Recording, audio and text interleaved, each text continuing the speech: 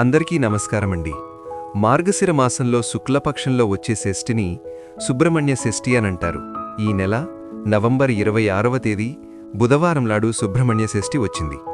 ఈ సుబ్రహ్మణ్య షష్ఠి రోజున ఎవరైతే సుబ్రహ్మణ్య స్వామిని పూజిస్తారో అలాంటి వారికి అష్టైశ్వర్యాలు వరించడంతో పాటు విశేషమైన పుణ్యఫలితం లభిస్తుంది. అలాగే అప్పుల సమస్యలతో బాధపడేవారు, అనారోగ్య సమస్యలతో ఇబ్బంది పడేవారు సుబ్రహ్మణ్య షష్ఠి రోజున ఇంట్లో పూజ చేసుకుంటే మీ సమస్యలన్నీ వెంటనే తీరిపోతాయి. సంవత్సరానికి ఒకసారి వచ్చే ఈ సుబ్రహ్మణ్య షష్ఠి రోజున ఇంట్లో పూజ చేసుకుంటే చాలు, మీ కుటుంబమంతా సుఖ సంతోషాలతో జీవిస్తారు. కాబట్టి నవంబర్ 26వ తేదీ సుబ్రహ్మణ్య షష్ఠి రోజున సుబ్రహ్మణ్య స్వామిని ఎలా పూజించాలి, పాటించాల్సిన నియమాలేమిటో ఇప్పుడు ఈ వీడియోలో మనం తెలుసుకుందాం.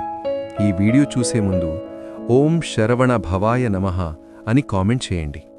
అప్పుల సమస్యలు వెంటనే తొలగిపోవాలన్నా, మీ సొంత ఇంటి కల త్వరగా నెరవేరాలన్నా, మీ జాతకంలో ఉన్న రాహుకేతు దోషాలు, అష్టమశని దోషాలన్నీ తొలగిపోవాలన్నా, మీ భర్త సంపద విపరీతంగా పెరగాలన్నా ఖచ్చితంగా సుబ్రహ్మణ్య షష్ఠి రోజున సుబ్రహ్మణ్య స్వామిని తప్పక పూజించండి.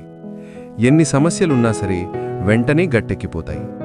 సుబ్రహ్మణ్య షష్ఠి సందర్భంగా శివుని రెండవ కుమారుడైన కుమారస్వామిని విశేషంగా పూజిస్తారు. ఈ సుబ్రహ్మణ్య షష్ఠి రోజున ప్రతి ఒక్కరూ ఇంట్లో పూజ చేసుకోవాలి. సుబ్రహ్మణ్య స్వామిని పూజిస్తే అష్టైశ్వర్యాలు లభిస్తాయి. సుబ్రహ్మణ్య స్వామిని కుమారస్వామి, మురుగన్, స్కందుడు అని కూడా అంటారు. ఈ రోజున ఆయన్ను పూజిస్తే ఆరోగ్యం, శౌర్యం, సంతానం, విజయం లభిస్తాయని శాస్త్రాలు చెబుతున్నాయి. ఈ పూజను చెయ్యాలనుకునేవారు సుబ్రహ్మణ్య స్వామి చిత్రపటాన్ని తెచ్చుకోండి.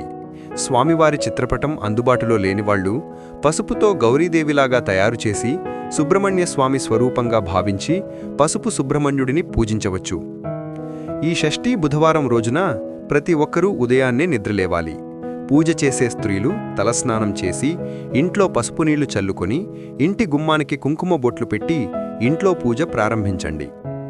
ముందుగా మమ జన్మాంతర వాంఛిత ఫలసిద్ధ్యర్థం శ్రీ సుబ్రహ్మణ్య షష్ఠీ వ్రతం కరిష్యే అని సంకల్పం చెప్పుకోవాలి. తరువాత సుబ్రహ్మణ్య స్వామి పటానికి కుంకుమ బొట్లు పెట్టి ఎరుపు రంగులో ఉండే పూలతో అలంకరించుకోండి. సుబ్రహ్మణ్య స్వామికి అత్యంత ఇష్టమైన రంగు ఎరుపు రంగు. కాబట్టి సుబ్రహ్మణ్య స్వామికి ఎర్రమందార పూలతో కానీ ఎర్ర గులాబీ పూలతో కానీ పూజ చేస్తే మీరు చేసే పూజలకు రెట్టింపు పుణ్యం ఫలితం లభిస్తుంది. ముఖ్యంగా మందార పూలతో స్వామివారిని పూజిస్తే విపరీతమైన ధనప్రాప్తి లభిస్తుంది. డబ్బు సమస్యలన్నీ తొలగిపోతాయి. పూజ ప్రారంభించే ముందుగా అక్షింతలను తయారు చేసుకోవాలి. సాధారణంగా పసుపు అక్షింతలను తయారు చేస్తాము. అయితే సుబ్రహ్మణ్య స్వామి పూజలో మాత్రం ఎరుపు రంగు అక్షింతలను తయారు చేసుకోవాలి. బియ్యంలో కొంచెం కుంకుమ, అలాగే కొబ్బరి నూనెను కలిపి ఎరుపు రంగు అక్షింతలను తయారు చేసి మీ పూజ గదిలో పెట్టుకోండి. ముందుగా విఘ్నాలు తొలగించడానికి వినాయకుడిని పూజించాలి. తరువాత ఒక పిండి ప్రమిదను తయారు చేసుకోండి. బియ్యపిండిలో కొన్ని పాలు పోసి పిండి ప్రమిదను తయారు చేసుకోండి. ప్రమిదకు కుంకుమ బొట్లు పెట్టి నువ్వుల నూనె కానీ ఆవు నెయ్యిని కానీ పోసి సుబ్రహ్మణ్య స్వామికి దీపారాధన చెయ్యాలి. స్వామివారి పూజలో నైవేద్యంగా చలిమిడి, వడపప్పు, దానిమ్మ పండ్లు, పచ్చిపాలు, అరటిపండ్లు, బెల్లం ఇలా ఏవైనా సరే 2 రకాల నైవేద్యాలను స్వామివారికి నివేదించాలి. సుబ్రహ్మణ్య స్వామికి ఎక్కువగా దానిమ్మ పండ్లంటే చాలా ఇష్టం. కాబట్టి ఈ రోజున పూజ చేసేవారు దానిమ్మ పండును నైవేద్యంగా సమర్పిస్తే మీ ఇంటి ధనాదాయం బాగా పెరుగుతుంది. ఇలా ఇంట్లో పూజ చేసేటప్పుడు ఓం స్కంద శివాయ నమః అనే మంత్రాన్ని 21 సార్లు చదువుతూ పూజ చేయండి. అలాగే సుబ్రహ్మణ్య అష్టోత్తర శతనామావళి పఠించాలి. చివరగా సుబ్రహ్మణ్య స్వామికి హారతి కర్పూరమిచ్చి మనస్ఫూర్తిగా నమస్కారం చేసుకుని తలపైన అక్షింతలను వేసుకుని 3 ప్రదక్షిణాలు చెయ్యాలి.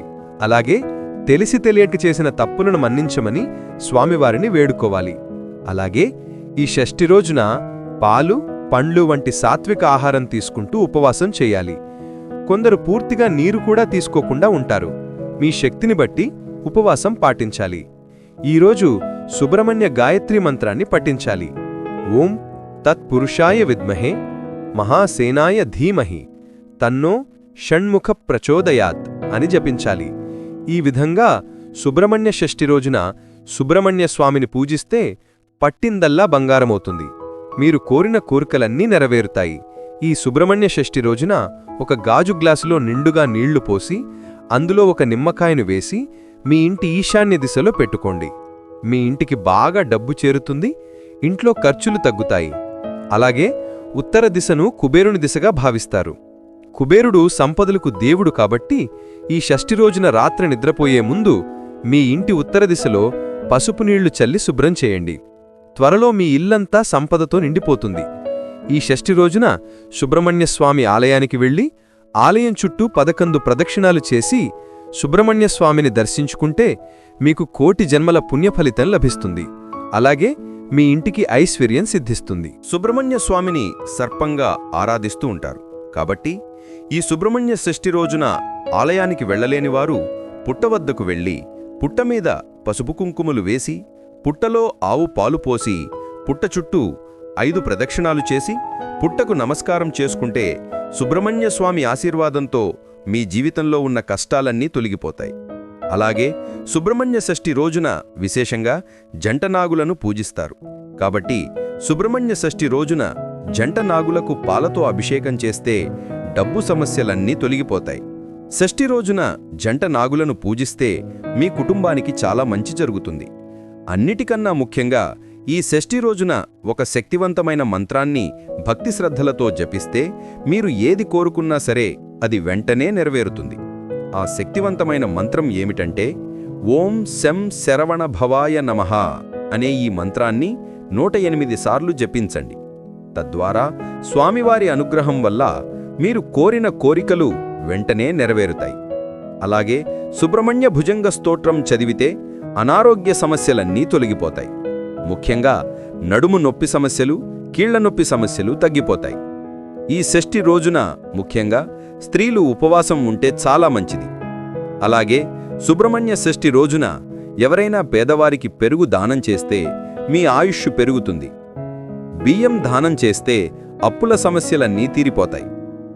ముఖ్యంగా ఈ షష్ఠి నాడు సుబ్రహ్మణ్యుని ఆలయాల్లో జరిగే సుబ్రహ్మణ్యస్వామి కళ్యాణాలను కల్లారా చూస్తే జాతకంలో ఉన్న కుజదోషం, కాలసర్పదోషాలు తొలగిపోతాయి.